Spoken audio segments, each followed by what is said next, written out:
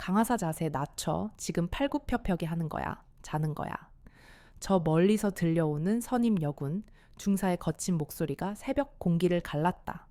그 목소리에는 짜증과 함께 미묘한 조롱이 섞여 있었다. 이곳에 온 지 3년 유진은 수없이 이런 시선과 언어폭력에 시달려왔다. 특수부대라는 남성 중심의 조직에서 여군으로 살아남는다는 것은 매일매일이 전투였다. 육체적인 훈련보다 더 힘들었던 것은 바로 보이지 않는 차별과 끊임없는 견제였다. 그녀의 실력은 누구에게도 뒤지지 않았다. 사격 격투 전술 훈련에서 언제나 상위권을 유지했다. 하지만 그녀의 성별은 언제나 논란의 대상이었고, 감히 남성들의 영역에 도전했다는 이유로 끊임없는 시험대에 올라야 했다. 그날 새벽 훈련은 특히 더 가혹했다. 특전사령부에서 진행되는 팀 단위 훈련을 앞두고 선임들은 유진에게 집중적으로 압박을 가했다. 명분은 최고의 팀워크를 위한 담금질이었지만 실제로는 유진을 팀에서 배제하려는 노골적인 시도였다. 새벽 훈련 중에도 유진의 등 뒤에서는 끊임없이 수군거림이 들려왔다. 여자가 뭘 한다고 괜히 팀의 민폐만 될 걸. 그냥 행정병이나 할 것이지 왜 사서 고생이야. 그들의 말은 칼날이 되어 유진의 심장을 찔렀다. 하지만 유진은 굳이 반응하지 않았다. 반응할수록 그들은 더 신나서 그녀를 괴롭힐 것이라는 것을 너무나 잘 알고 있었다. 그녀의 유일한 대답은 더욱 완벽하게 동작을 수행하는 것이었다. 새벽 햇살이 막사 창문을 비추기 시작할 무렵 지옥 같던 훈련은 끝이 났다. 유진은 흐트러진 숨을 고르며 자리에서 일어났다. 온몸의 근육이 비명을 질렀지만 그녀는 이를 악물고 버텼다. 샤워장으로 향하는 길, 몇몇 선임 남군들이 그녀를 비집고 지나가며 어깨를 툭 치고 지나갔다. 어이, 강하사. 아침은 먹어야지. 훈련하다 쓰러지는 건 아니겠지. 겉으로는 걱정하는 척했지만 그들의 눈빛에는 비웃음이 가득했다. 유진은 그들의 시선을 피하지 않고 정면으로 응시했다. 차가운 눈빛에는 어떤 감정도 담겨 있지 않았다. 이 무관심이 바로 그녀의 방어막이자 무기였다. 식당으로 가는 길 멀리서 휴대폰 벨소리가 희미하게 들려왔다. 일반 병사들은 평일 오전에 휴대폰 사용이 금지되어 있었다. 누군가 몰래 사용하는 것이리라. 유진은 대수롭지 않게 여겼다. 그녀의 머릿속에는 오직 앞으로 다가올 훈련에 대한 생각뿐이었다. 특전사령부 훈련은 그녀에게 매우 중요했다. 이번 훈련에서 좋은 성적을 내지 못하면 그녀는 특수부대에서 더 이상 버틸 수 없을지도 모른다는 불안감이 마음 한구석에 자리 잡고 있었다. 그것은 단순한 좌천이 아니라 그녀의 모든 것을 부정하는 것이었다. 그녀는 특수부대가 되기 위해 모든 것을 바쳤다. 가족과의 시간, 친구들과의 관계, 심지어는 자신의 평범한 삶까지도. 유진은 식당에 도착했지만 식욕은 전혀 없었다. 그냥 물 한 잔을 마시고 싶었다. 그녀가 정숙이 앞으로 다가가던 그때였다. 면회실 쪽에서 갑자기 큰 소리가 들려왔다. 어르신, 여기 면회 금지 시간입니다. 대체 누굴 보러 오신 거예요?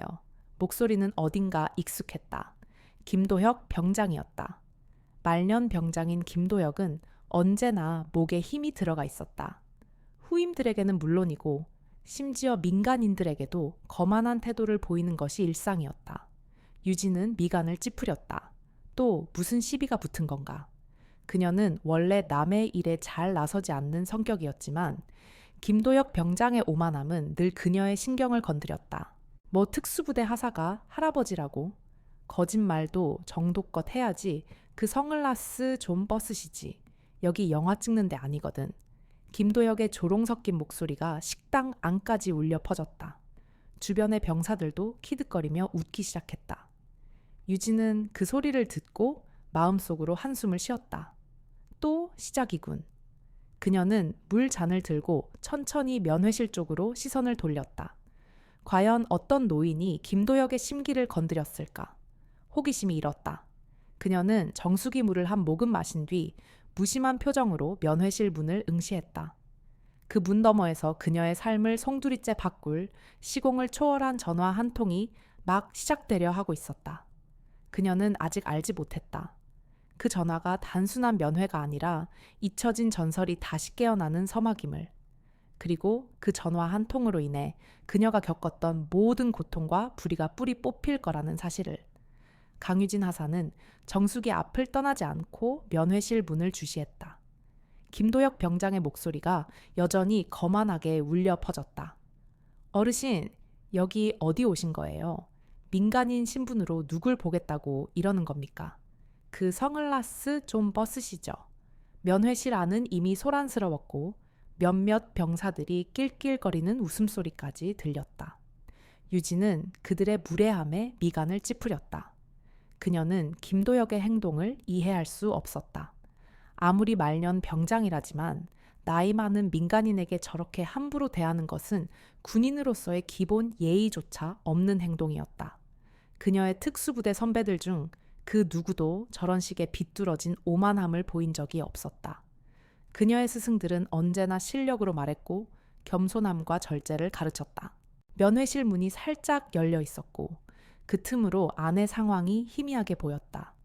허리가 약간 굽었지만 여전히 곧게 서 있는 한 노인의 뒷모습이 눈에 들어왔다. 단정한 중절모를 눌러쓰고 검은 선글라스로 얼굴을 가린 그는 김도혁 병장의 거친 말에도 미동조차 하지 않았다.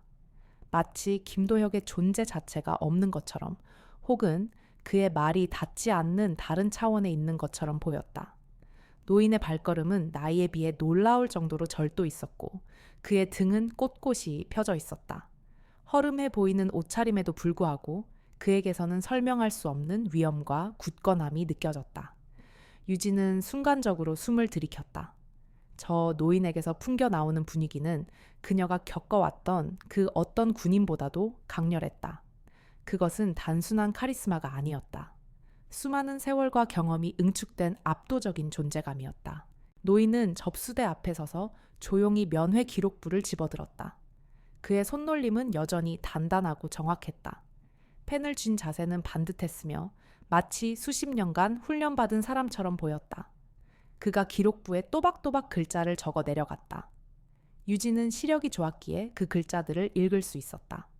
방문 목적 손녀 강유진 하사 면회. 그녀는 심장이 쿵 내려앉는 것을 느꼈다. 손녀 강유진 하사 설마 할아버지. 유진은 온몸에 소름이 돋았다. 그녀의 할아버지 강인국은 수십 년 전부터 행방불명 상태였다. 가족들은 그가 이미 세상을 떠났을 거라고 생각했고 그녀 역시 어렴풋한 기억 속에 존재하는 사진 속 인물일 뿐이었다. 그는 마치 전설처럼 가족들의 입에서만 오르내리는 존재였다.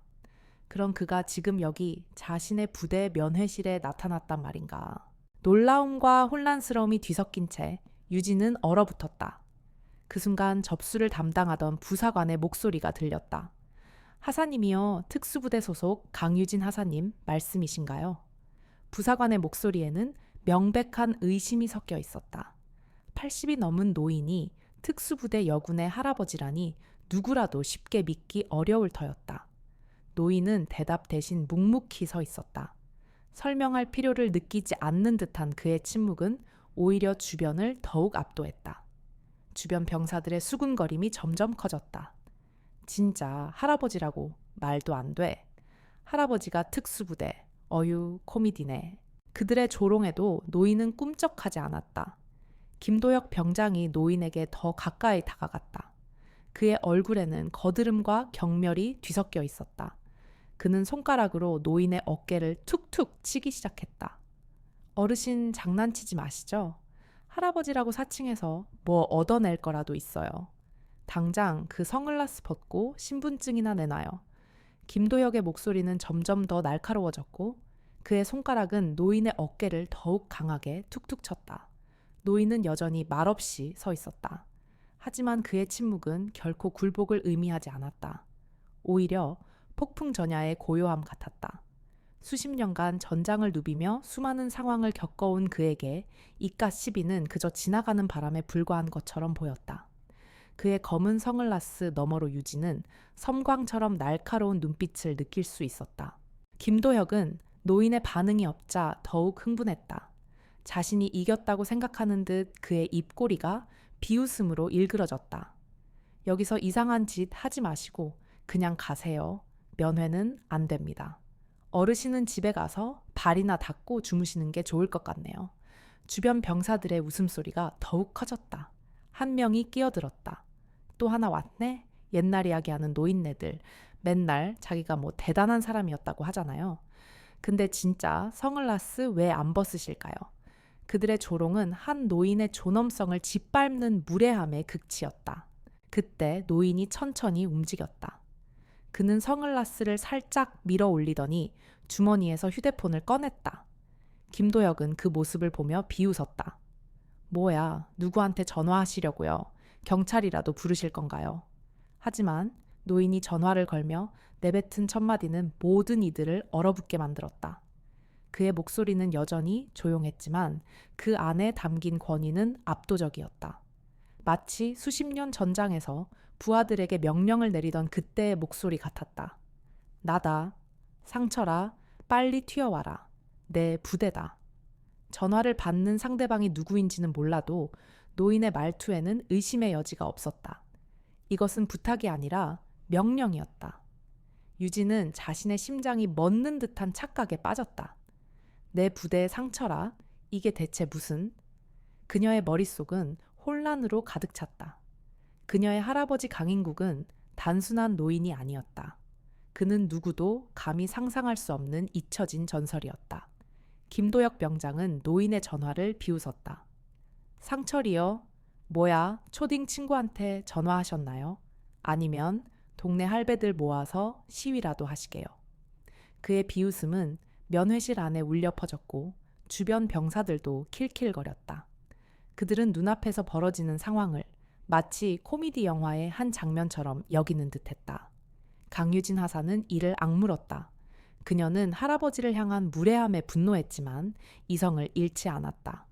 저 할아버지가 정말 내 할아버지라면 대체 무슨 일이 있었던 거지? 그녀의 머릿속은 수많은 의문으로 가득 찼다. 그녀의 기억 속 할아버지는 따뜻하고 인자했지만 지금 이 순간의 그는 마치 굳건한 바위 같았다. 세월의 풍파를 겪어낸 알 수 없는 깊이를 가진 존재. 노인은 전화를 끊은 후 휴대폰을 다시 주머니에 넣었다. 면회실 안에는 묘한 정적이 흘렀다. 김도혁은 여전히 비웃는 표정을 짓고 있었지만 다른 몇몇 병사들은 뭔가 이상함을 느끼기 시작했다. 노인의 말투에서 느껴지는 그 압도적인 기운을 무시할 수 없었기 때문이었다. 그것은 단순한 노인의 호기가 아니었다. 수많은 명령을 내리고 수많은 생명을 책임져 본 자만이 가질 수 있는 깊이를 알 수 없는 권위였다. 그 침묵 속에서 노인은 조용히 입을 열었다. 20분 기다려라.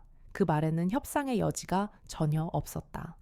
그것은 명백한 명령이었다.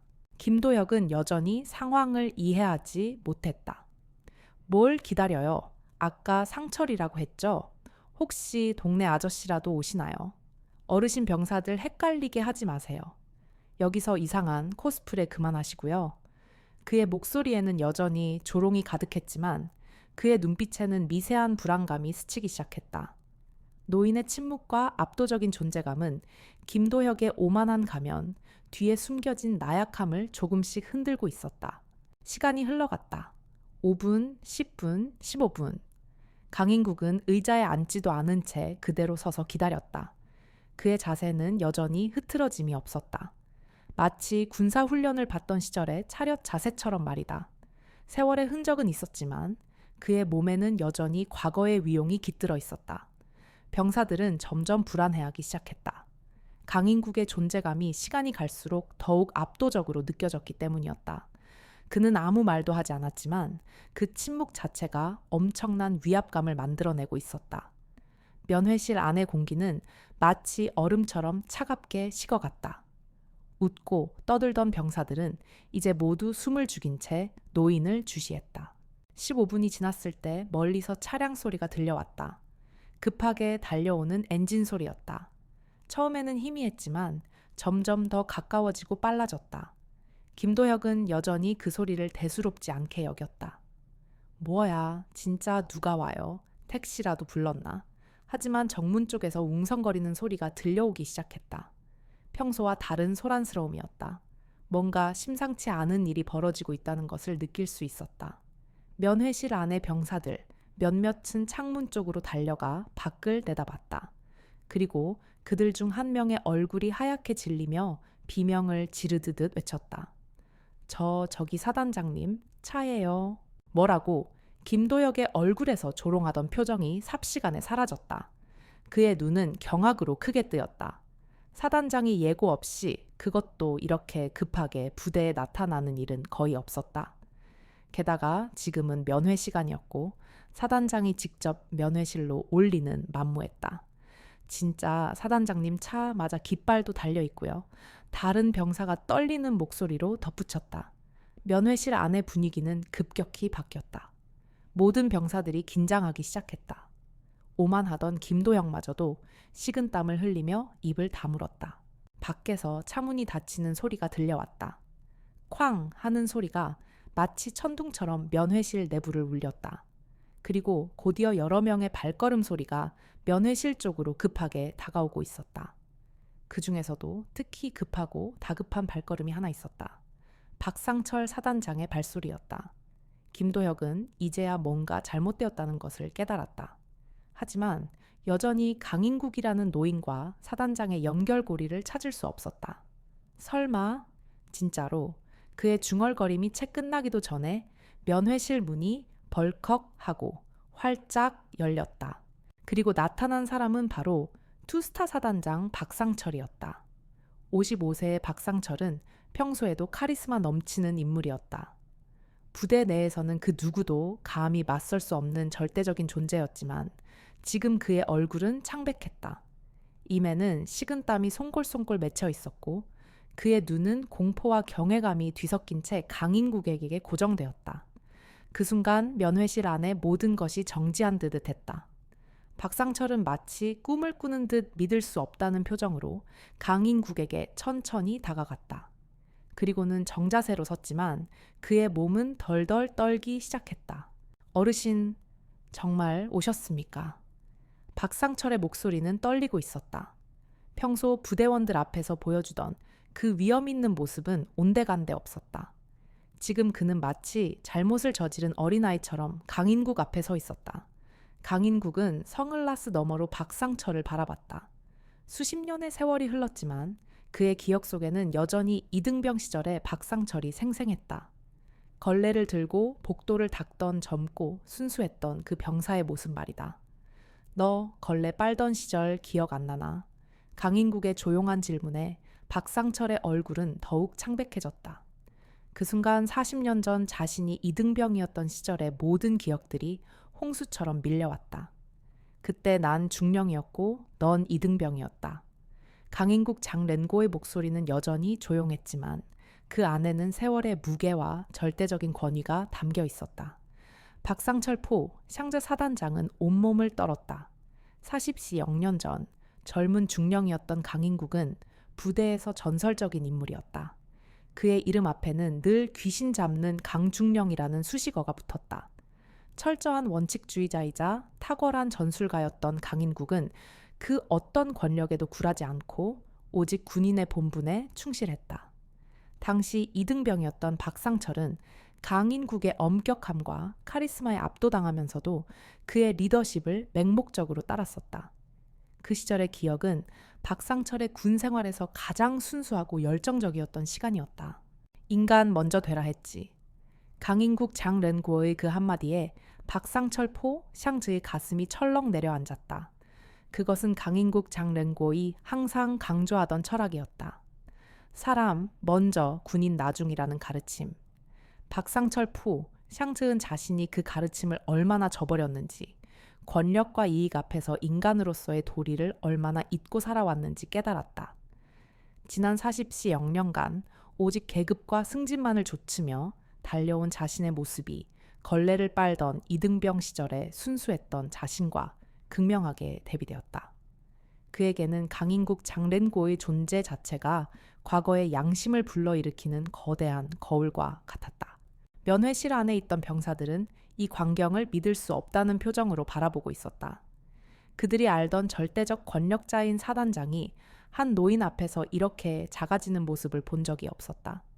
김도혁 진두 그 병장은 더더욱 혼란스러웠다. 자신이 방금까지 조롱하던 그 노인이 대한민국 국군 투스타 이얼싱 사단장을 이렇게 만들 수 있는 사람이라니 믿을 수 없었다. 하지만 현실은 부정할 수 없었다. 박상철 포, 샹쯔은 그 자리에서 거의 무릎을 꿇다시피 하며 말했다. 죽을 죄를 지었습니다. 책임지겠습니다. 그의 목소리에는 진심 어린 후회가 담겨 있었다. 자신이 지휘하는 부대에서 이런 일이 벌어졌다는 것 자체가 수치였다. 더욱이 그 상대가 자신의 은사나 다름없는 강인국 장렌고이라니. 강인국 장렌고 애운 박상철 포, 샹저의 반응을 보며 복잡한 감정을 느꼈다. 한편으로는 자신이 기른 제자가 이렇게 성장하여 사단장이 된 것이 자랑스러웠지만 다른 한편으로는 그가 권력의 맛에 물들어 있고 살아온 것들에 대한 깊은 실망감도 있었다. 그는 박상철 포 샹즈에게서 과거의 자신을 그리고 자신이 염려했던 군대의 미래를 보았다. 상철아, 강인국 장렌고의 부름에 박상철 포 샹저이 더욱 바짝 긴장했다. 연병장으로 가자. 할 얘기가 있다. 이 말은 명령이었다. 박상철 포 샹저은 즉시 고개를 끄덕였다. 예, 어르신. 지금 즉시 준비하겠습니다. 면회실 안의 분위기는 완전히 바뀌어 있었다. 병사들은 모두 숨을 죽이고 있었고 김도혁 진두 그 병장은 자신이 저지른 일의 심각성을 조금씩 깨닫기 시작했다. 자신이 함부로 대한 그 노인이 단순한 민간인이 아니라는 것을 이제야 알게 된 것이다. 그의 심장은 격렬하게 요동쳤고 식은땀이 온몸을 적셨다. 공포가 온몸을 덮쳐왔다. 강인국 장렌고는 천천히 몸을 돌렸다. 그리고 면회실을 나서며 박상철 포 샹즈에게 말했다. 김도혁, 진두, 그 소집해. 지금 연병장으로. 그의 목소리는 나직했지만 그 안에 담긴 냉철함은 면회실 앞 모든 이들의 등골을 서늘하게 만들었다. 강유진, 장유춘 하사는 이 모든 광경을 얼어붙은 채 지켜보고 있었다. 그녀의 할아버지 강인국 장렌고은 사진 속의 희미한 기억이 아니었다. 그는 살아있는 전설이자 엄청난 권위와 카리스마를 가진 존재였다. 그녀는 할아버지의 부재가 단순한 행방불명이 아니었음을 직감했다. 무언가 거대한 비밀이 숨겨져 있을 터였다. 그리고 그 비밀은 그녀의 가족에게 일어났던 비극과도 깊이 연관되어 있을 것이라는 불길한 예감이 스쳤다. 하지만 지금 그녀의 머릿속을 지배하는 것은 오직 한 가지 생각이었다. 할아버지가 돌아오셨다. 그동안 그녀가 홀로 견뎌야 했던 모든 불의와 고통이 어쩌면 오늘 이 순간부터 달라질지도 모른다는 희망이 가슴 한구석에서 싹트기 시작했다.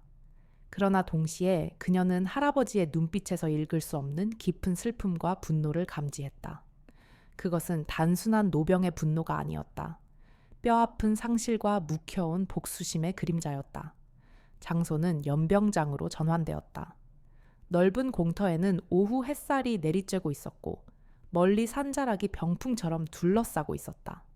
평소라면 병사들의 구령 소리가 울려 퍼지는 곳이었지만 지금은 숨막히는 정적만이 감돌고 있었다.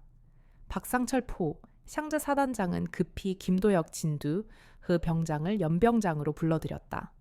도혁은 아직도 상황을 완전히 파악하지 못한 채 끌려왔다. 사단장이 갑자기 나타난 것도 이상했는데 그 노인과 함께 연병장에 나와 있다니 더욱 혼란스러웠다.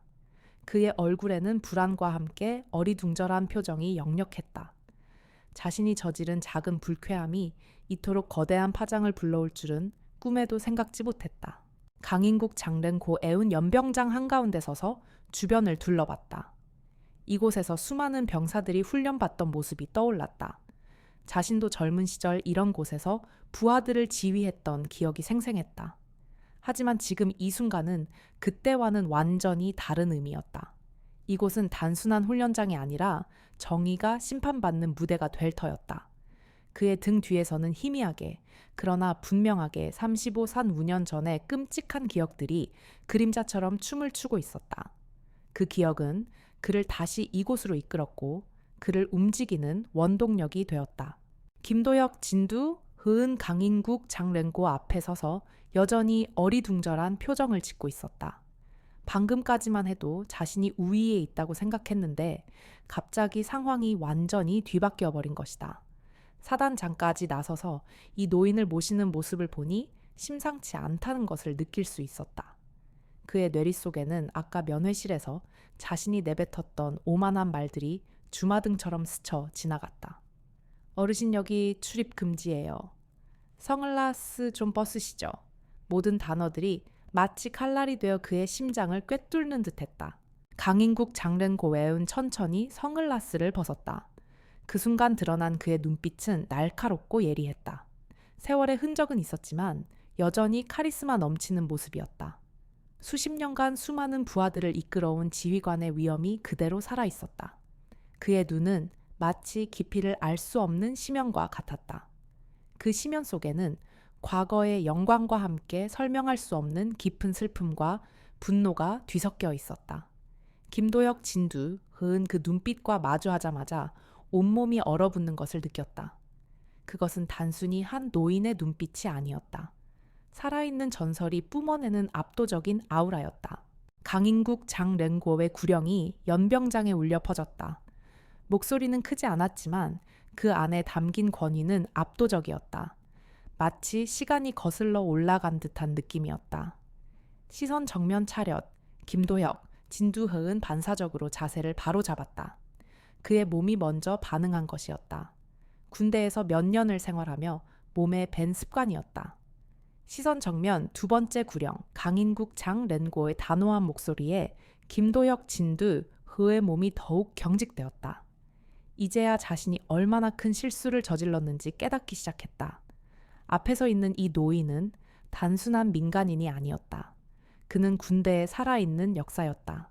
강인국 장렌고 애운 김도혁, 진두허을 정면으로 바라봤다. 그의 눈빛에는 실망과 분노가 동시에 담겨 있었다. 자신이 평생 몸담았던 군대가 이런 식으로 변질되어 버린 것에 대한 깊은 상실감이 느껴졌다. 젊은 군인들이 계급과 권력을 이용해 약자를 짓밟고 기본적인 예의와 존중마저 잃어버린 모습은 그에게 큰 고통이었다. 김도혁, 진두허은 사시나무 떨듯 떨기 시작했다.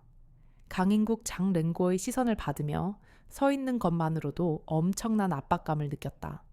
지금까지 자신이 얼마나 교만했는지, 얼마나 잘못된 행동을 했는지 깨닫기 시작했다. 그제야 그의 눈에 공포가 가득 찼다. 내가 누군지 지금 알겠나? 강인국 장렌고의 질문에 김도혁 진두흐은 대답할 수 없었다. 목이 메어서 소리가 나오지 않았다.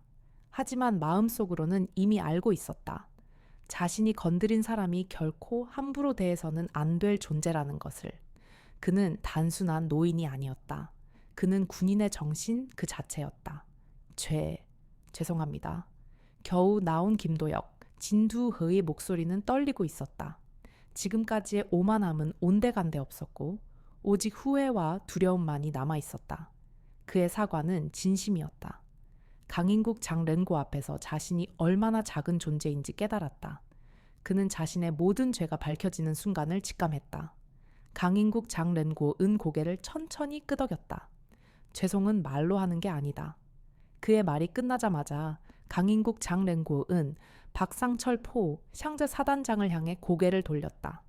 박상철 포 샹즈의 얼굴에는 이미 각오가 서려 있었다. 무엇을 해야 할지, 무엇을 바로잡아야 할지 그는 알고 있었다. 그의 눈빛은 흔들림 없이 강인국 장렌고의 명령을 기다렸다. 그에게 강인국 장렌고는 단순한 노인이 아니었다. 그는 자신의 군 생활안이 자신의 인생을 지탱하는 양심의 기둥과 같았다. 상처라 이놈. 강인국 장렌고의 목소리에는 수십 년 전 그때의 엄격함이 그대로 살아있었다.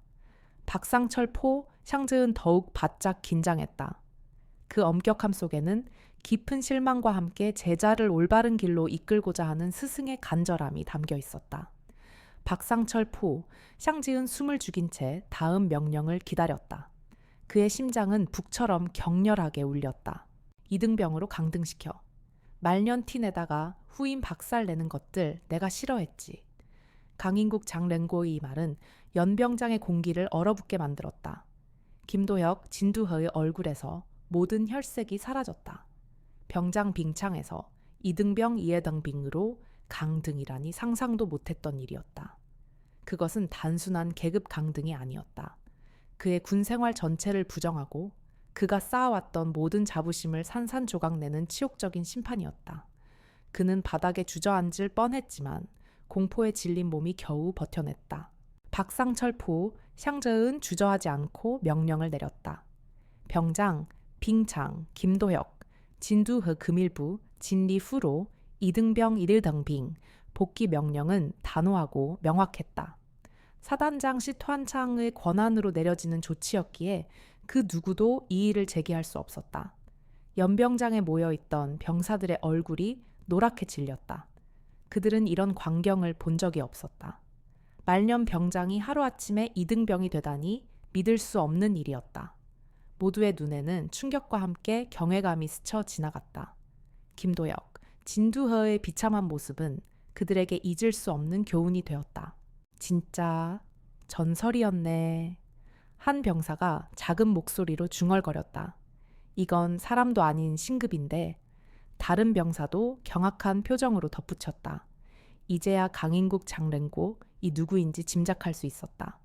부대 내에서 전해 내려오던 전설 속의 그 인물이었던 것이다. 수십 년 전 군대의 기강을 바로잡고 부패를 뿌리 뽑았던 그 전설적인 인물이 바로 자신들의 눈앞에 서 있었던 것이다. 김도혁, 진두허은 눈물을 삼키며 떨리는 목소리로 말했다. 몰랐습니다. 몰랐습니다.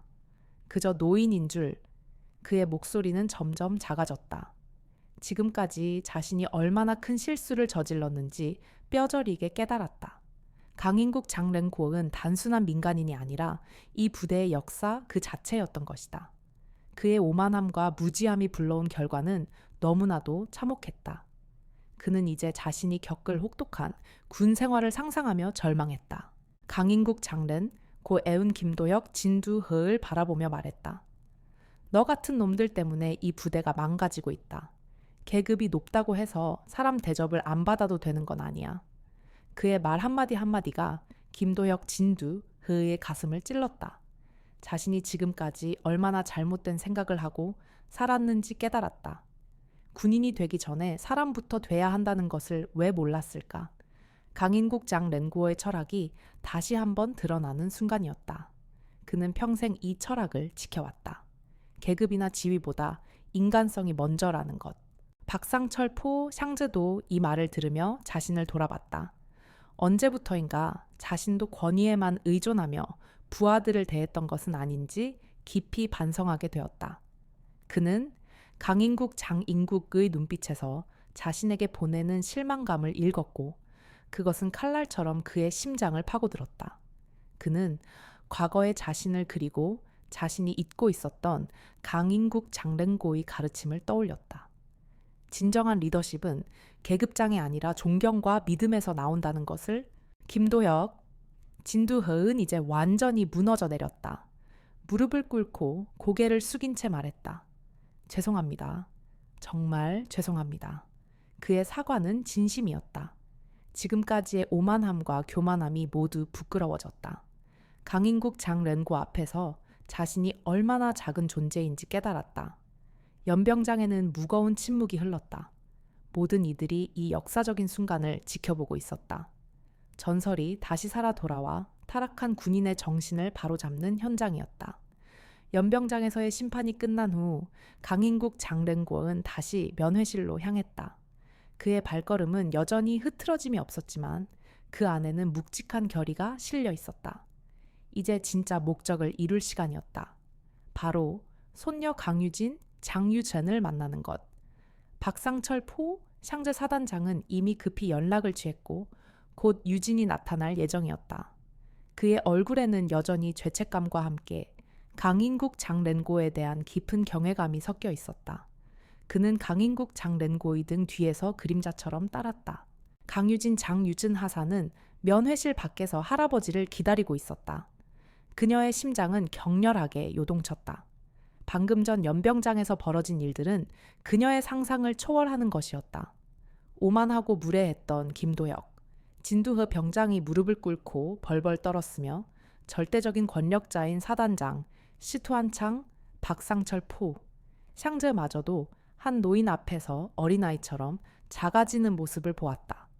그리고 그 노인이 바로 자신의 할아버지, 강인국 장렌 곤이었다. 수십 년간 가족의 기억 속에서 전설처럼 존재했던 인물. 그녀는 혼란스럽고 놀랍고 그리고 동시에 안도감을 느꼈다. 이제 더 이상 혼자가 아니라는.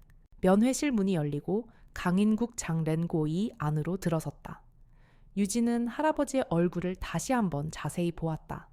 검은 선글라스 너머로 느껴지는 깊이를 알 수 없는 눈빛 세월의 흔적이 묻어나는 얼굴이었지만 젊은 시절에 강인국 장렌고 장군이 오버랩되는 듯했다. 그녀의 기억 속 할아버지는 따뜻한 미소를 지닌 분이었지만 지금 그의 얼굴에서는 굳건한 의지와 함께 설명할 수 없는 슬픔이 배어나왔다. 할아버지, 유진의 목소리는 떨렸다. 반가움과 동시에 그동안 혼자 견뎌온 고통들이 북받쳐 올랐다. 특수부대라는 남성 중심의 조직에서 여군으로서 겪어야 했던 어려움들, 보이지 않는 차별과 끊임없는 견제, 그리고 무엇보다 홀로 싸워야 했던 외로움이 그녀를 짓눌렀다. 그녀는 부대에서는 항상 강한 모습만 보여야 했다. 특수부대원으로서 그리고 여군으로서 약함을 드러낼 수 없었다. 하지만 지금 할아버지 앞에서 그녀는 잠시 동안 그 무거운 짐을 내려놓을 수 있을 것 같았다. 강인국 장른 고해은 손녀를 따뜻한 눈빛으로 바라보았다. 걱정됐다. 잘 있었냐? 그의 물음은 단순해 보였지만 그 안에는 깊은 애정과 헤아릴 수 없는 고통이 담겨 있었다. 그는 손녀가 군대에서 어떤 일을 겪고 있는지 얼마나 힘들었을지 어렴풋이 짐작하고 있었다. 사실 그가 이곳에 온 진짜 이유는 단순히 손녀를 면회하는 것을 넘어섰다.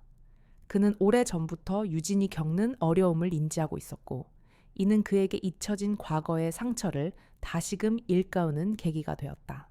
유진은 할아버지 앞에서 그동안 숨겨왔던 감정들이 파도처럼 밀려오는 것을 느꼈다. 할아버지가 오셨다니. 부대 전체가 뒤집혔어요. 유진이 작은 미소를 지으며 말했다. 그녀의 말대로 강인국 장른고의 등장은 부대 전체에 엄청난 파장을 일으켰다. 모든 병사들이 그의 정체를 알게 되었고 분위기가 완전히 바뀌었다.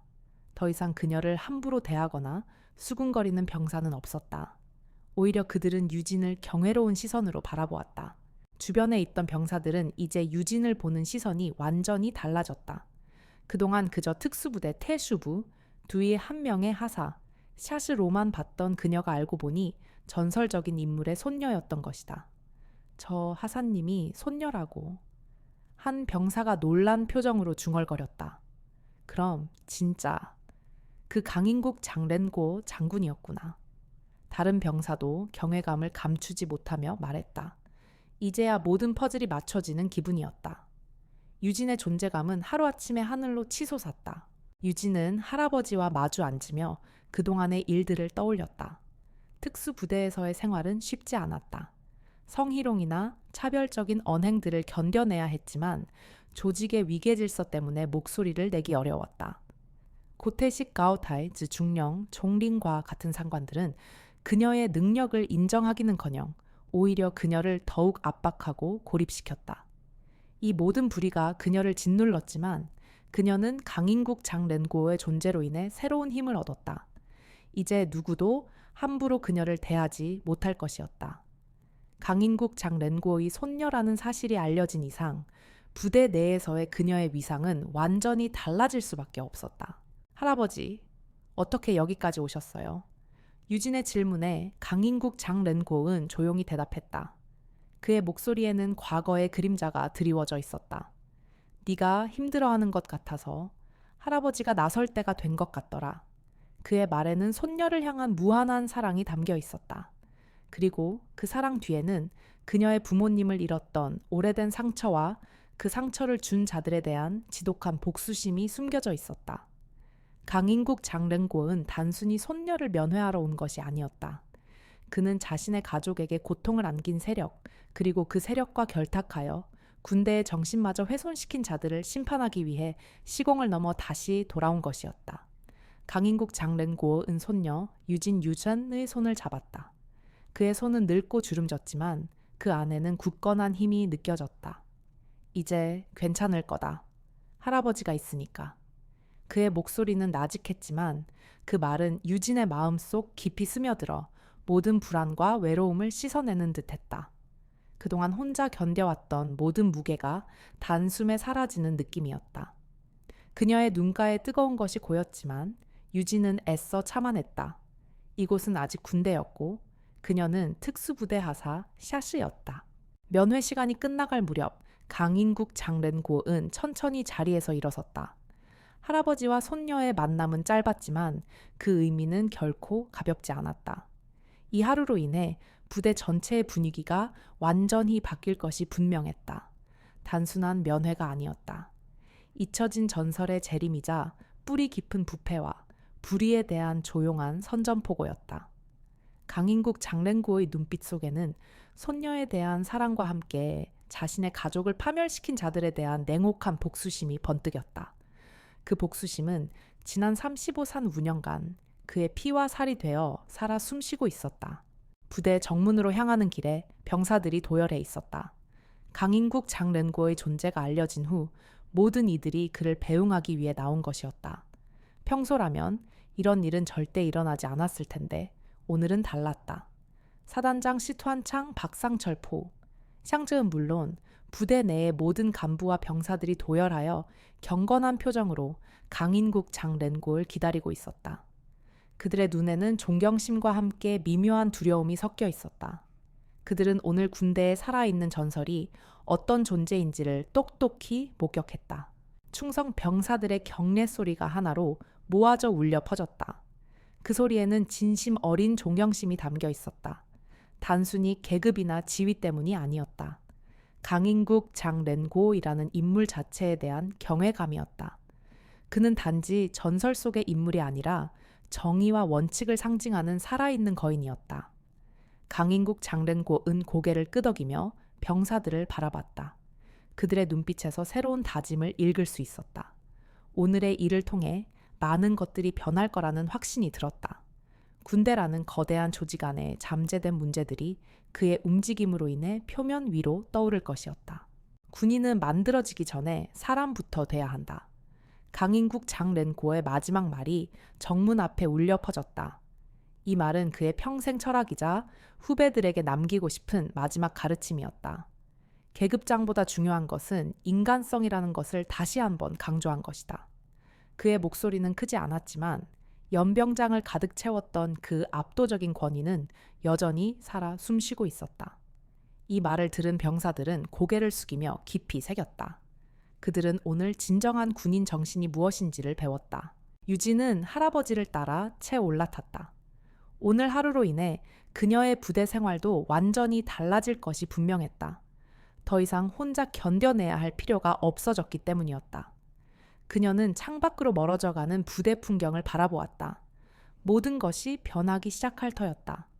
차창 밖으로 김도혁, 진두허의 모습이 보였다. 그는 여전히 무릎을 꿇은 채 고개를 숙이고 있었다. 눈물을 삼키며 자신의 잘못을 뼈저리게 후회하고 있었다. 오늘의 일은 그에게 평생 잊을 수 없는 혹독한 교훈이 될 터였다. 그의 군 생활은 이제부터 진정한 의미에서 다시 시작될 것이었다. 박상철포, 샹즈 사단장은 굽신거리며 강인국 장렌고에게 마지막 인사를 했다. 어르신, 모든 걸 바로잡겠습니다.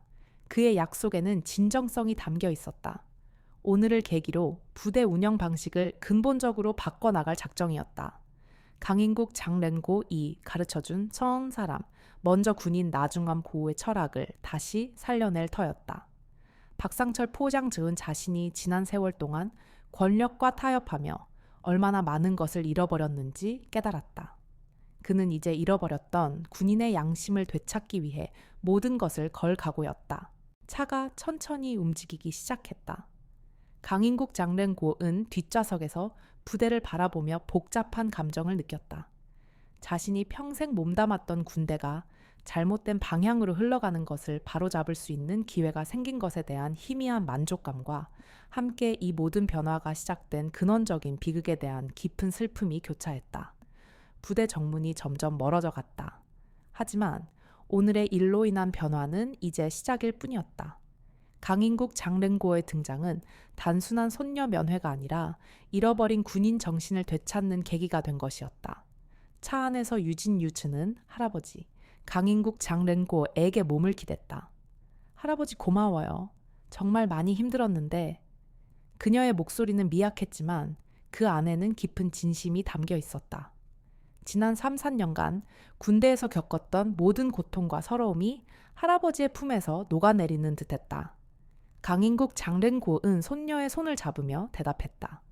이제 괜찮을 거다. 할아버지가 있으니까. 그의 눈빛은 손녀를 향한 한없이 깊은 사랑으로 빛났지만 동시에 그 빛 속에는 쓰디쓴 복수심의 그림자가 드리워져 있었다. 그 복수심은 단순한 개인적인 감정이 아니었다. 사랑하는 가족을 잃은 슬픔과 조국을 배신하고 타락시킨 자들에 대한 분노의 화신이었다.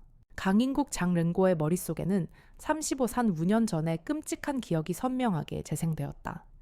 빗길을 질주하던 검은 세단 굉음과 함께 순식간에 불덩이가 되어버린 차량, 그리고 그 안에서 차에 손도 쓸 수 없이 사라져버린 사랑하는 딸과 사위. 그의 딸 강미연, 장메이예는 촉망받는 언론인이었고 사위 이태준, 리타이준은 정의로운 신참 공안 검사 공안젠 씨였다. 그들은 화랑그룹 후아 랑지团이라는 거대 방산 팡찬, 재벌의 비자금 조성 및 무기 밀수 비리를 추적하고 있었다. 증거는 차고 넘쳤지만 당시 화랑그룹 후아 랑지团은 대통령과 재계, 그리고 군부 고위층까지 소나기에 쥐고 흔드는 절대 권력의 상징이었다. 그들의 죽음은 단순한 교통사고로 은폐되었고 강인국 장렌고은 홀로 남아 그 비극의 진실을 파헤치려 했지만 거대한 벽에 부딪혔다. 그때 강인국 장렌고은 군 최고위직인 합동참모의장 해외통찬 모 이창 자리까지 제안받았었다. 하지만 그는 모든 영광을 버리고 침묵 속으로 사라졌다. 공식적으로는 건강상의 이유로 전역했지만 실제로는 화랑그룹 후아 랑지투안의 압력과 정부 내 부패 세력의 은밀한 협박 때문이었다. 그는 권력의 정점에서 모든 것을 잃었다. 그러나 그는 결코 포기하지 않았다. 35산 운영간 강인국 장렌고은 그림자처럼 살아왔다. 겉으로는 은퇴한 노인이었지만 그의 뇌리 속에는 거대한 그림이 그려지고 있었다.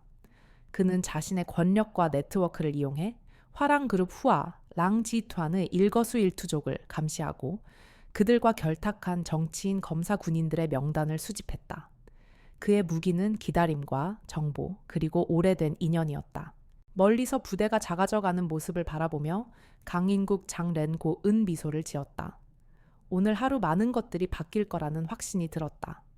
연병장에서 김도혁 진두, 그 병장을 심판한 것은 단순한 일개 병사에 대한 징계가 아니었다. 그것은 시작이었다.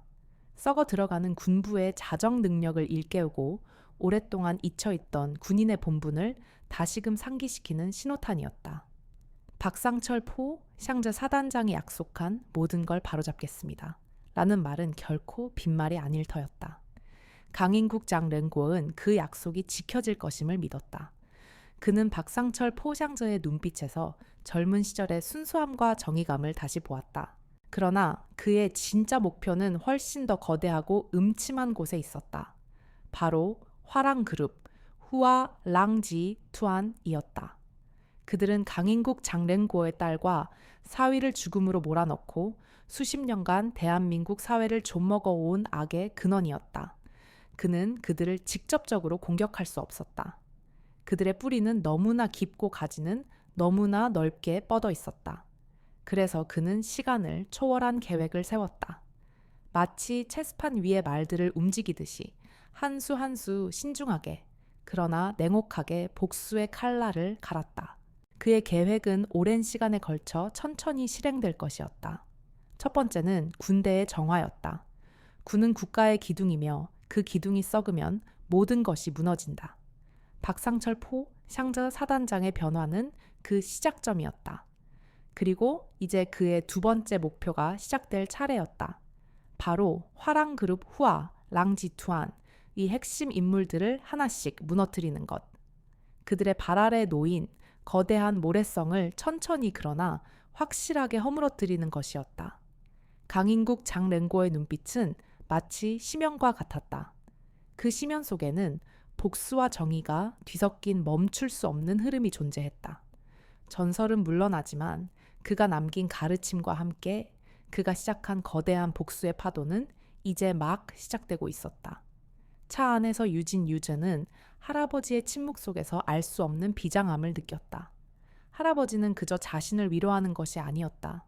그의 눈빛 속에는 오랜 시간 묵혀온 슬픔과 함께 활활 타오르는 불꽃이 있었다.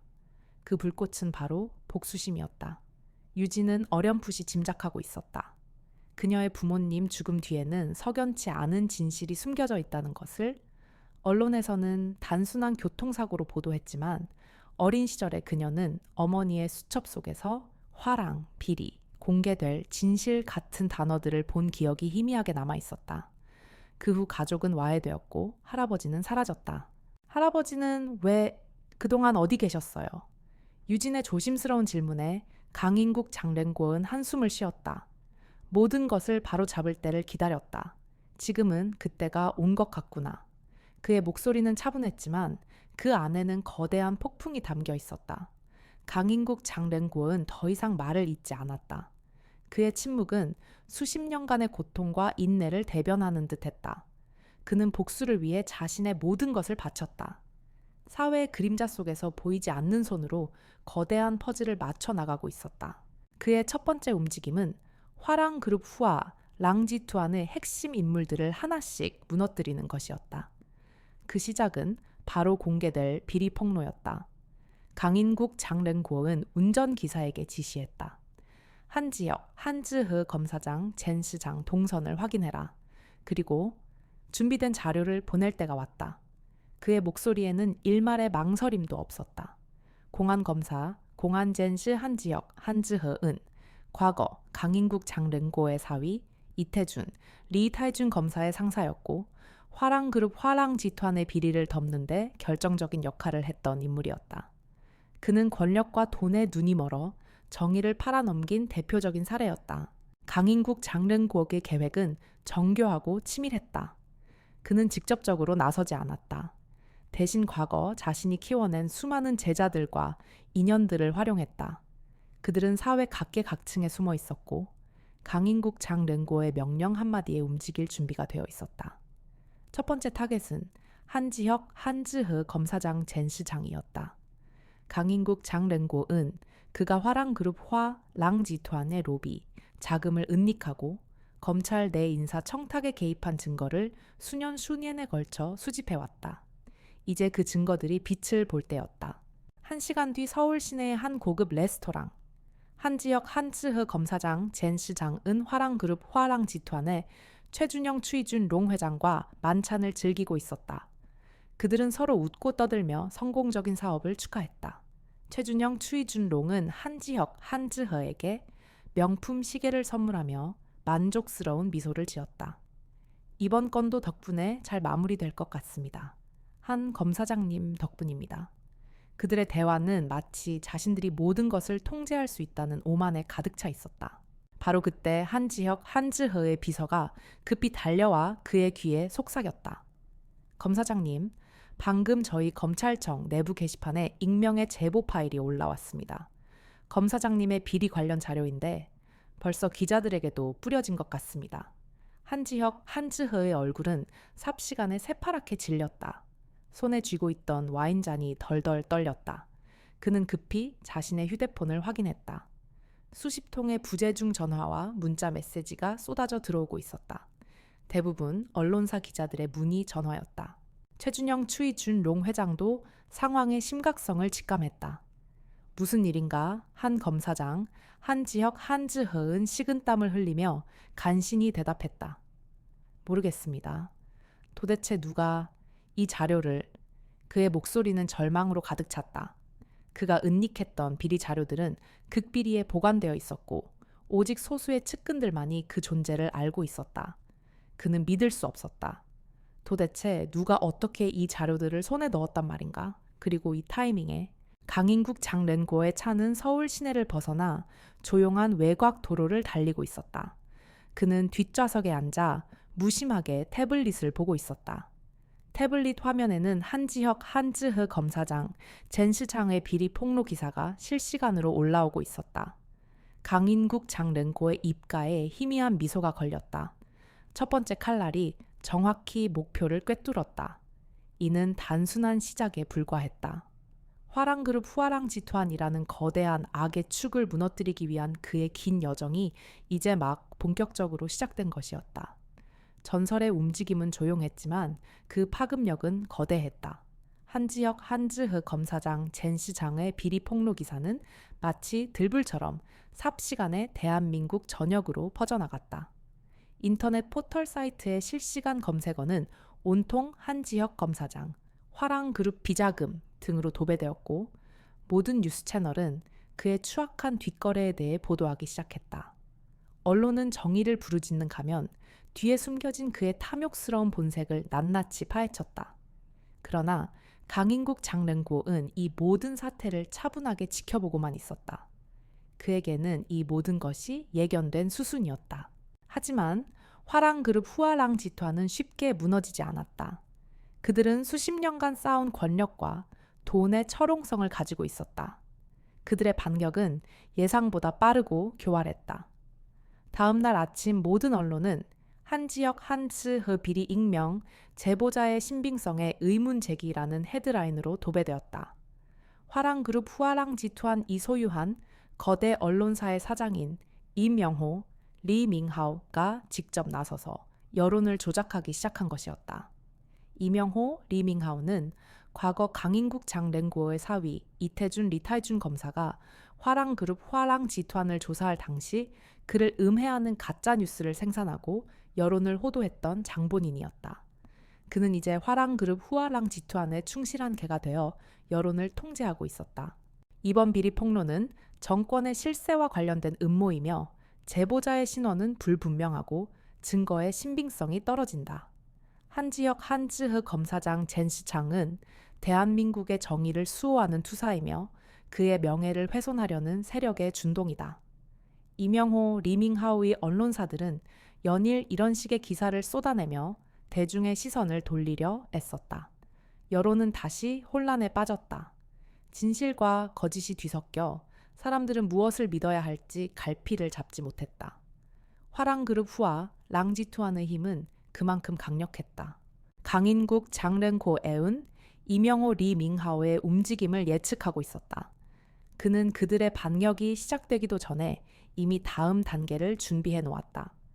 그의 목적은 단순히 한지혁 한즈흐를 무너뜨리는 것이 아니었다. 화랑그룹 후아랑지투안의 핵심 세력을 뿌리부터 뽑아내는 것. 그리고 그 과정에서 언론이 어떻게 진실을 왜곡하고 조작하는지 대중에게 낱낱이 보여주는 것이었다. 그는 유진에게 짧게 지시했다. 유진아, 내 서재맨 아래 서랍에 있는 낡은 봉투를 가져오너라. 그 안에 언론 개혁에 대한 내 생각과 함께 이명호 리밍하오의 과거 행적에 대한 자료들이 있을 것이다.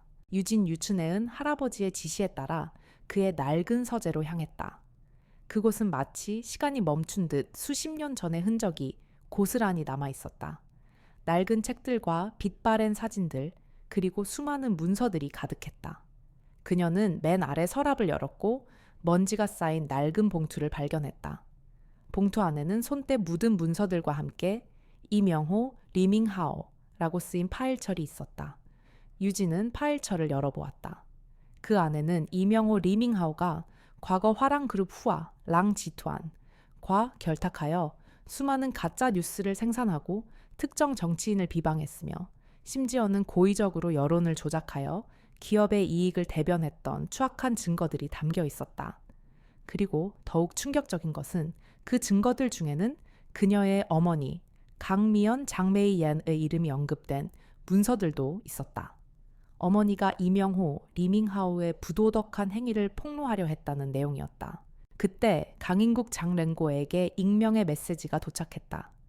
이명호, 리밍하오, 최준영 추이준 롱 회장과 오늘 밤 9시까지 폐창고에서 만남 예정. 강인국 장랭고의 눈빛이 싸늘하게 빛났다. 때가 왔다. 그는 유진유 전에게 말했다. 유진아, 네가 직접 가서 그들의 대화를 녹음해야 한다. 이번에는 증거를 확실히 잡아야 한다. 유진은 놀랐지만 할아버지의 눈빛에서 흔들림 없는 결의를 보았다. 그녀는 고개를 끄덕였다. 특수부대 훈련에서 단련된 그녀의 실력이 빛을 발할 때가 온 것이다. 그녀는 과거 부모님의 죽음 뒤에 숨겨진 진실에 한 발 더 다가서고 있다는 것을 직감했다. 복수는 이미 시작되었다. 강유진 장유전은 할아버지 강인국 장렌고의 지시에 따라 구시가지 패창고로 향했다. 밤의 장막이 서울을 뒤덮었고 도시의 불빛은 먼 곳에서 아련하게 빛났다. 패창고 주변은 인적이 드물었고 스산한 바람만이 낡은 철문을 흔들며 삐걱거리는 소리를 냈다. 유진은 707QE 0키 특수임무대대에서 갈고 닦은 실력을 유감없이 발휘했다. 어둠 속에서 그림자처럼 움직이며 인기척 없이 창고 지붕 위로 올라섰다. 그녀의 심장은 고요했지만 온몸의 감각은 극한으로 날카로워져 있었다. 창고 안에서는 최준영 추이준 롱화랑그룹 후아랑 지투안 회장과 이명호 리밍하오 언론사 사장이 마주 앉아 있었다. 그들의 앞에는 고급 양주와 시가가 놓여 있었지만 얼굴에는 긴장감이 역력했다. 한지혁, 한즈흐 검사장 젠시창의 비리 폭로 이후 화랑그룹 후아랑 지투안은 예상치 못한 위기에 직면해 있었다. 젠장 도대체 누가 뒤를 캐는 거야? 한지혁, 한즈흐 그놈 입단속 잘하라고 했는데 최준영 추이준 롱 이 시가를 비벼끄며 거칠게 말했다. 이명호 리밍하오는 침착하게 답했다. 회장님, 이미 언론을 통해 정치적 음모 프레임을 씌웠으니 한지혁, 한즈흐 건은 시간 문제일 겁니다. 하지만 더 큰 문제는 이 모든 게 심상치 않다는 겁니다. 제가 아는 선에서 이런 식으로 치밀하게 움직이는 자는 없습니다. 이명호, 리밍하오의 말 속에는 미묘한 불안감이 섞여 있었다. 그는 단순한 언론인이 아니었다. 정보 조작과 여론몰이에 능숙한 교활한 전략가였다. 유진은 지붕 틈새로 특수 도청 장치를 설치했다. 그들의 대화가 그녀의 귀에 생생하게 전달되었다. 그래서 이태준, 리타이준 그놈이 캐던 자료는 다 처리된 겁니까? 35산 5년 전 그 사고 깨끗하게 마무리된 거겠죠. 최준영, 추이준 롱의 질문에 유진의 심장이 쿵 내려앉았다. 그녀의 부모님 이름이 언급된 것이다. 그것은 단순한 사고가 아니었다. 이명호, 리밍하오가 비릿한 미소를 지었다. 그럼요, 회장님.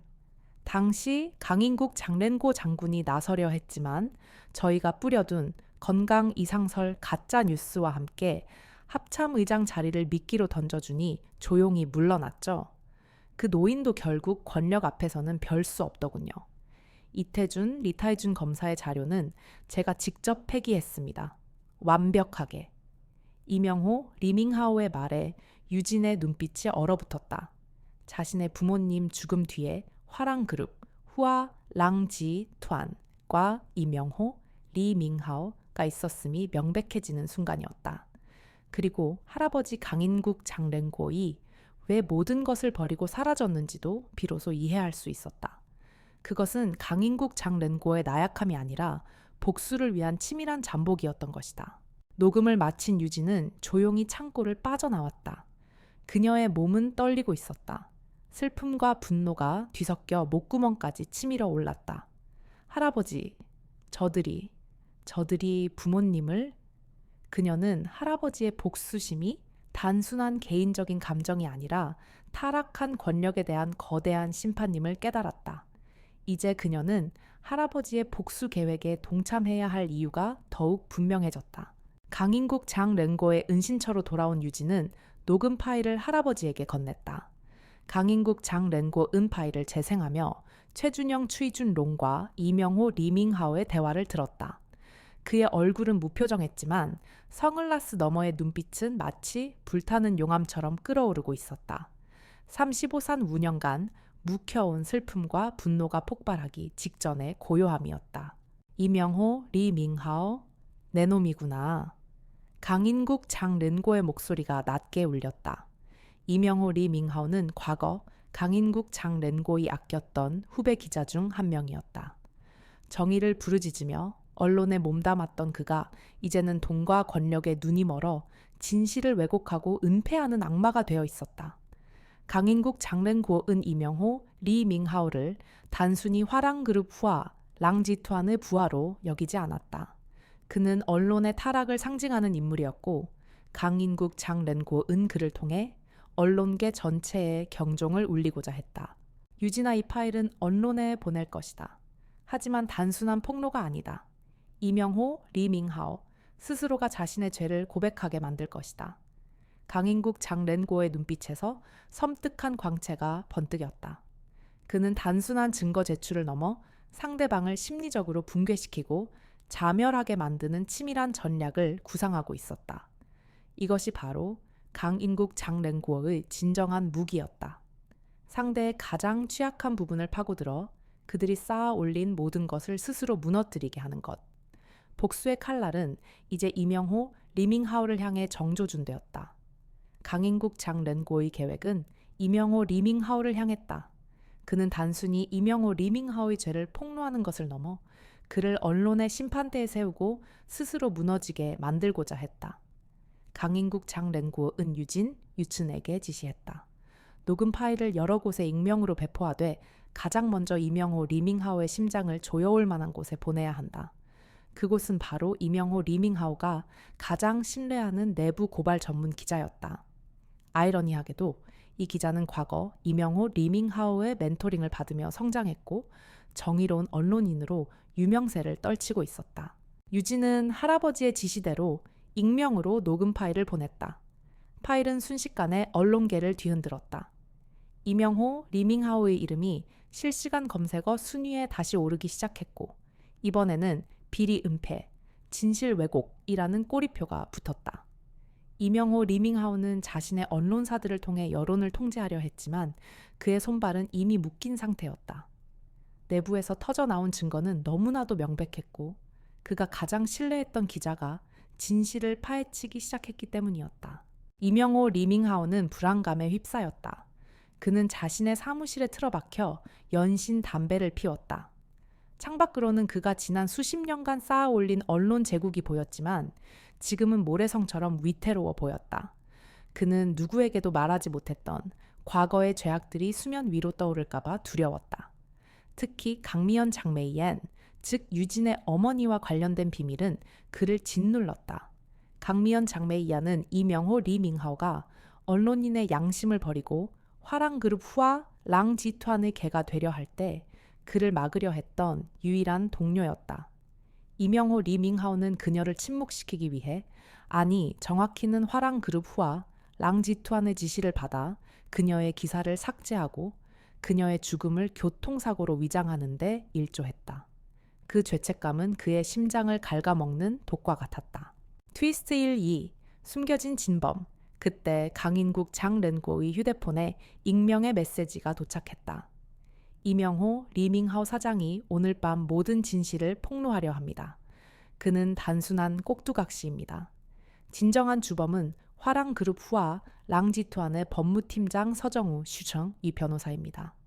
그는 강인국 장ren고 장군님의 딸과 사위의 사고를 직접 조작하고 모든 증거를 인멸했으며 이명호 리밍하오를 협박하여 거짓 보도를 하게 만든 인물입니다.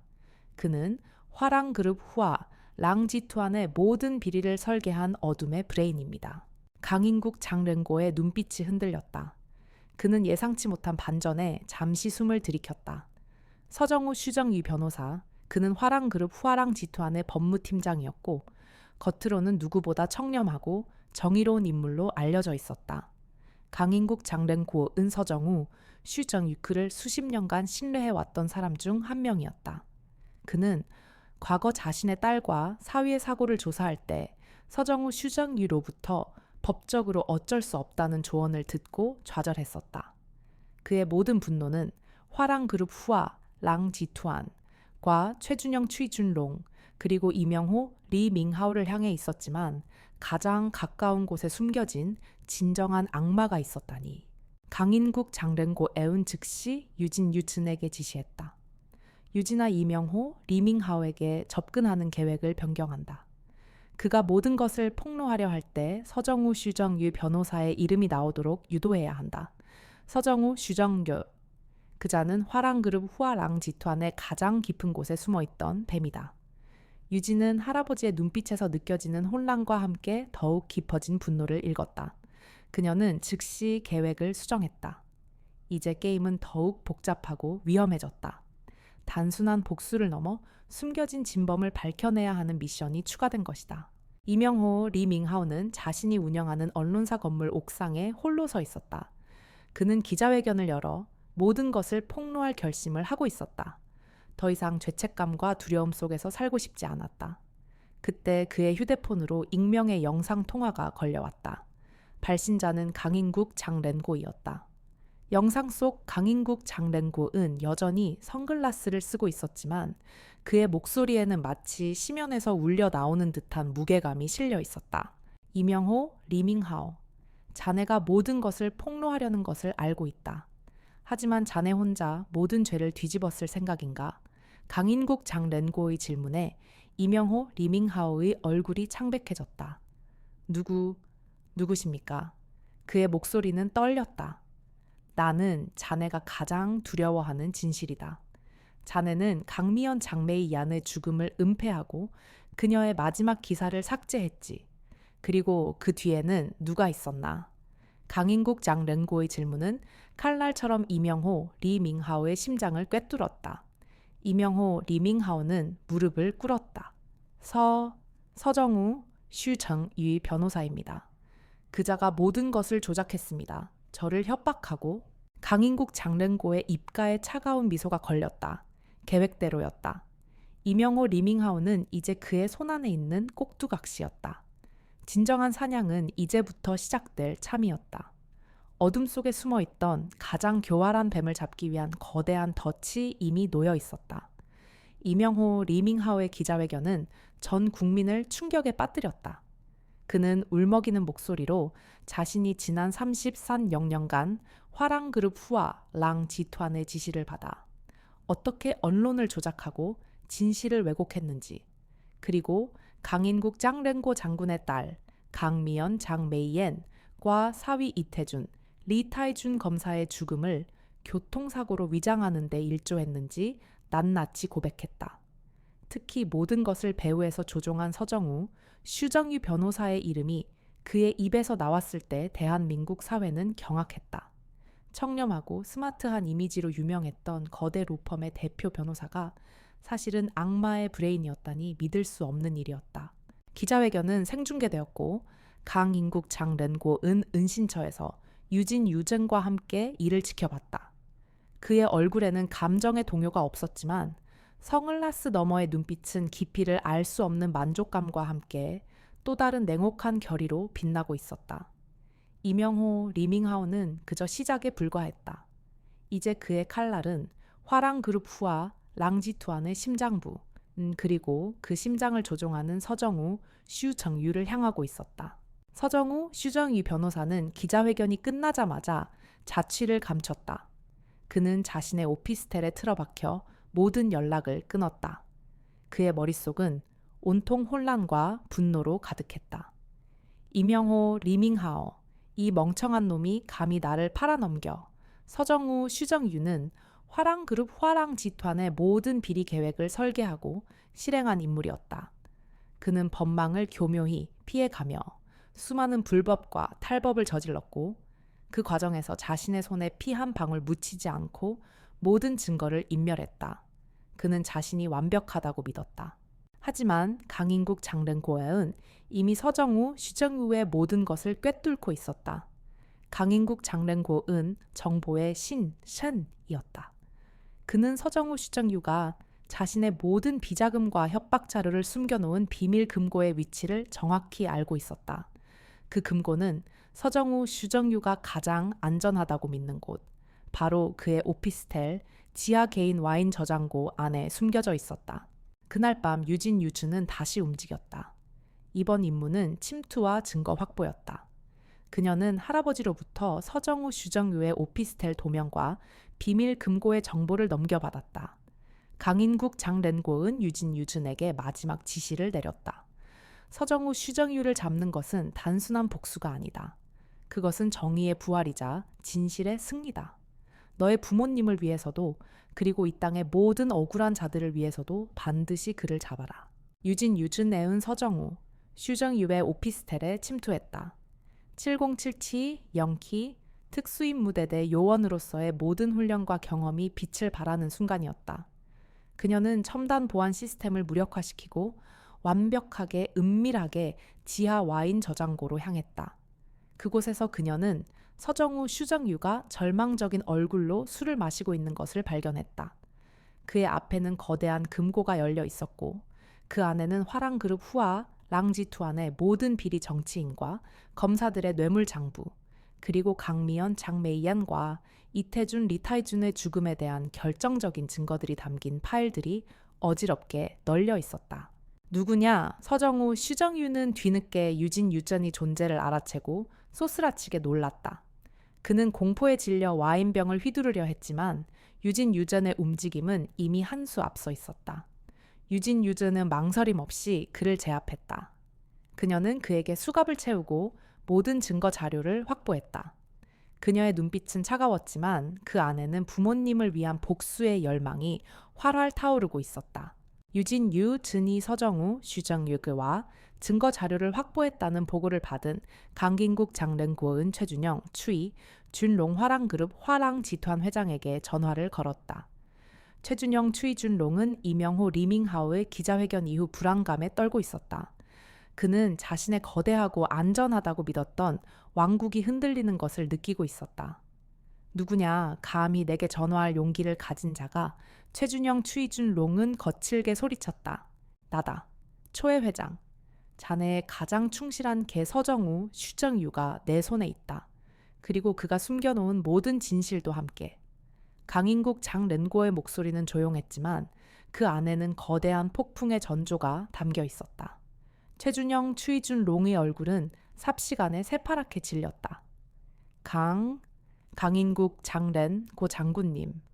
설마 살아계셨습니까? 그의 목소리는 경악과 공포로 떨렸다. 그는 35, 5년 전 강인국 장ren고 이 자신들의 손에 의해 은밀히 제거되었다고 믿고 있었다. 강인국 장ren고애은 차가운 미소를 지었다. 이제 최후의 심판이 시작될 때다, 최 회장. 자네가 쌓아 올린 모든 거짓과 악행은 이제 무너질 것이다. 그의 말은 예언과 같았다. 화랑그룹 후아 랑지투안의 몰락은 피할 수 없는 운명이 되었다.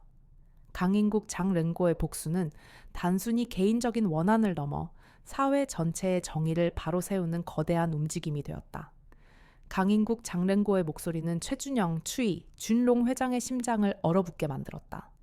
지난 35-5년간 죽은 줄로만 알았던 전설이 살아 돌아왔다는 사실은 그가 쌓아 올린 모든 죄악의 모래성을 한순간에 허물어뜨릴 거대한 파도와 같았다. 최준영, 추이준롱은 그 자리에서 주저앉아 전화기를 놓쳤다. 그의 화려한 집무실은 순식간에 절망의 감옥으로 변했다. 다음날 아침 대한민국은 또 한 번 거대한 충격에 휩싸였다. 검찰은 서정우 슈정규 변호사가 숨겨왔던 비밀 금고를 압수했고 그 안에서 화랑그룹 후아 랑지투안의 비자금 내역 정치인과 검사들의 뇌물장부, 그리고 강미연 장메이안과 이태준 리타이준의 죽음에 대한 결정적인 증거들이 쏟아져 나왔다. 모든 증거는 명백했고 더 이상 조작하거나 은폐할 수 없는 수준이었다. 언론은 이제 화랑그룹 후아 랑지투안의 추악한 민낯을 낱낱이 파헤치기 시작했고 분노한 시민들은 거리로 쏟아져 나와 정의를 외쳤다. 최준영, 추이준 롱 회장은 체포되었고 서정우 슈정유 변호사는 물론 그와 결탁했던 모든 공범들이 줄줄이 구속되었다. 그들은 자신들의 죄에 합당한 대가를 치르게 될 것이었다. 화랑그룹 후아랑지투안은 순식간에 몰락했다. 한때 대한민국의 경제를 쥐락펴락하던 거대 재벌은 이제 부패와 탐욕의 상징으로 역사에 기록될 터였다. 이 모든 것은 한 노인의 조용한 움직임과 그의 손녀 강유진, 장유전의 용기 있는 실행이 만들어낸 결과였다. 강인국 장ren고애은 이 모든 과정을 뉴스를 통해 지켜봤다. 그의 얼굴에는 희미한 미소가 걸렸지만 그 미소 속에는 깊은 고뇌와 상실감이 함께 존재했다. 복수는 이루어졌지만 그것이 그에게 모든 것을 되돌려 줄 수는 없었다. 사랑하는 딸과 사위는 돌아오지 않았고 지난 35산5년간의 고통은 사라지지 않았다. 그는 승리했지만 동시에 텅 빈 충만함을 느꼈다. 진정한 정의는 복수 너머에 있다는 것을 깨달은 순간이었다. 그는 창밖으로 멀리 보이는 도시의 불빛을 바라봤다. 화려하지만 동시에 어둠을 감추고 있는 도시. 강인국 장랭고은 자신의 삶을 통해 권력의 본질과 인간의 나약함, 그리고 진정한 정의가 무엇인지를 깨달았다. 그는 단순히 악을 처벌한 것이 아니었다. 그는 사회의 골마터진 부분을 도려내고 새로운 씨앗을 뿌린 것이었다. 며칠 뒤 강인국 장랭고 은손녀 유진 유증과 함께 조용한 시골 마을로 향했다. 그곳은 그의 딸과 사위가 자주 찾던 작은 집이었다. 유진은 군 복귀를 앞두고 할아버지와 함께 마지막 시간을 보내고 있었다. 부대에서의 그녀의 입지는 완전히 달라졌다. 그 누구도 그녀를 함부로 대하지 않았고 오히려 존경의 시선으로 바라봤다. 박상철 포 샹즈 사단장은 강인국 장렌고의 가르침대로 부대 내에서 대대적인 개혁을 시작했다. 사람 먼저 군인 나중이라는 철학이 부대 전체에 스며들기 시작했다. 유진은 할아버지의 손을 잡았다. 할아버지, 이제 어떻게 하실 거예요? 그녀의 질문에 강인국 장렌 고은 하늘을 올려다봤다. 그의 눈빛은 고요했지만 그 안에는 세상을 향한 깊은 통찰이 담겨 있었다. 나는 이제 나의 자리를 찾을 것이다. 그리고 너는 너의 자리에서 진정한 군인의 길을 걸어가거라. 잊지 마라. 계급장보다 중요한 것은 인간성이라는 것을. 강인국 장랭고에은 더 이상 세상의 모습을 드러내지 않았다. 그는 다시 그림자 속으로 사라졌다. 하지만 그가 남긴 영향력은 영원히 이어졌다. 그가 시작한 작은 파문은 거대한 물결이 되어 대한민국 사회 곳곳에 스며들었다. 사람들은 그의 이름을 기억하지 못할지라도 그가 심어놓은 정의의 씨앗은 끊임없이 자라날 터였다.